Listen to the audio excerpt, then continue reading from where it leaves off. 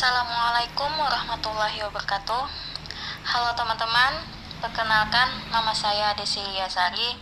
Saya mahasiswi dari Sekolah Tinggi Ilmu Administrasi atau Setia Muntai, Program Studi Administrasi Bisnis semester 6 dengan NPM 201963411079. Video ini saya buat untuk memenuhi tugas mata kuliah Hukum Bisnis.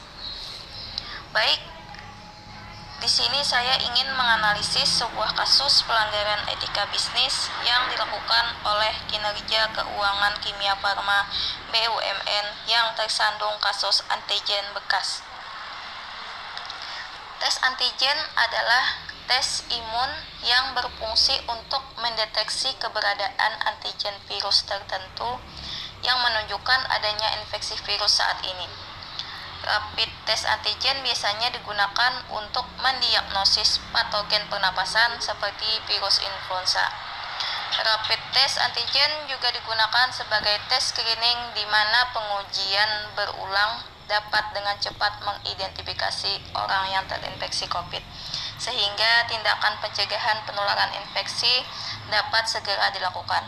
Namun, bila hasilnya didapati positif, dokter masih perlu melakukan tes PCR untuk memastikan diagnosis. Mengacu pada Surat Edaran Menteri Kesehatan Nomor 234/2020 tertanggal 7 April 2020, semua laboratorium pemeriksa COVID-19 yang melakukan pemeriksaan spesimen harus melaporkan hasil pemeriksaan baik positif atau negatif ke Dinas Kesehatan setempat. Hal ini untuk penanganan terhadap lingkungan pasien, agar diketahui adanya orang dalam pengawasan dan pasien dalam pengawasan. Laporan pemeriksaan spesimen juga harus dikirim ke rumah sakit yang mengirimkan spesimen untuk diperiksa. Hal ini bertujuan untuk penanganan klinis pada pasien. Sementara itu, untuk pelaporan, setiap laboratorium pemeriksa COVID-19 harus mengisi format isian melalui aplikasi yang nantinya akan dibaca atau diakses oleh pusat data dan informasi yang selanjutnya dilaporkan ke gugus tugas.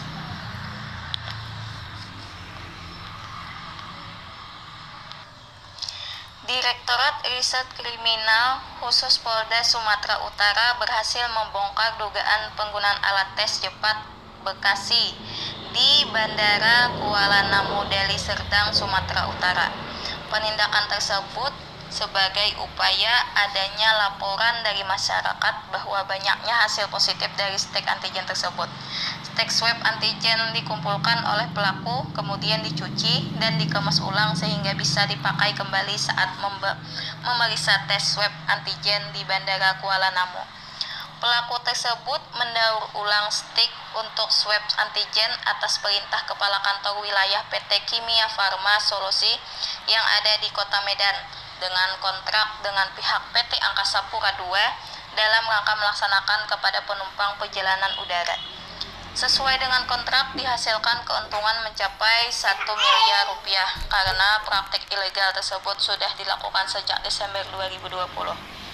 Berdasarkan hasil penyidikan tersebut, perbuatan pelaku dikenakan Undang-Undang Nomor 36 Tahun 2009 tentang Kesehatan dengan ancaman pidana penjara paling lama 10 tahun. Sedangkan perbuatan pada Undang-Undang Nomor 8 Tahun 1999 tentang Perlindungan Konsumen dengan ancaman pidana penjara paling lama 5 tahun dan denda paling banyak 2 miliar rupiah. Resiko perbuatan dan motif melakukan daur ulang alat tes antigen yang berpotensi penularan di mana orang yang dikatakan negatif COVID-19 bisa ketularan dari alat bekas alat orang yang positif. Perbuatan ini sengaja direncanakan dan dirusak pelaku dan biasanya menyebabkan kematian orang yang diperiksa. Satgas Penanganan COVID-19 meminta pihak kepolisian mengusut tuntas para oknum yang terlibat dalam kasus pemalsuan hasil tes swab rapid antigen. Seperti yang kita tahu, harga alat tes COVID-19 secara umum tidak boleh diperjualbelikan. Masyarakat tidak sembarangan membeli alat kesehatan seperti alat tes rapid antigen, tidak boleh dibeli dan dipakai secara mandiri. Tempat tes pengambilan sampel untuk tes COVID-19 menggunakan biosafety lab, di mana biosafety lab di setiap rumah sakit tidak boleh ada yang sembarangan orang masuk. Sampel diambil dari hidung atau nasofaring. Jika ada masyarakat yang membeli sendirian, mengerjakannya sendiri, maka dirasa tidak pantas, dan biasa alat tersebut kurang masuk sampai nasofaring. Meskipun cara kerja nyata dan tampak sederhana, tetapi alat tes rapid antigen termasuk limbahan infeksius sehingga tidak biasa sembarangan membuangnya.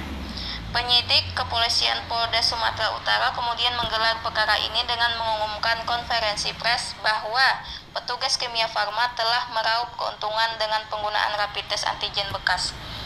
Dari hasil penyidikan Kepolisian Polda Sumatera Utara tersebut, terhadap petugas medis Kimia Farma atas tindakannya dikenakan antara hukum yang pertama, Pasal 98 Ayat 1 dan Ayat 3 Undang-Undang Nomor 36 Tahun 2009 tentang Kesehatan.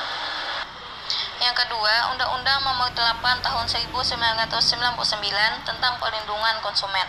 Dan yang ketiga, Pasal 1 Ayat 1 KUHP tentang Asas Legalitas.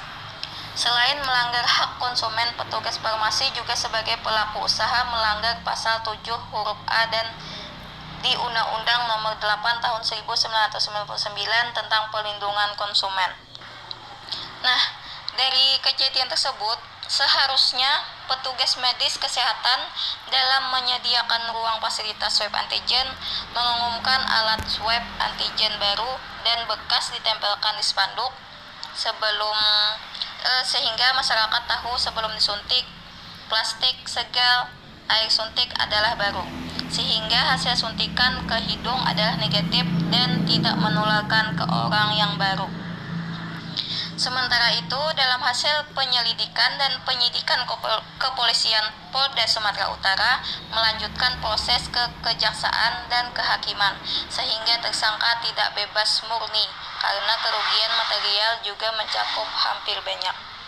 Sekian dari saya. Wassalamualaikum warahmatullahi wabarakatuh.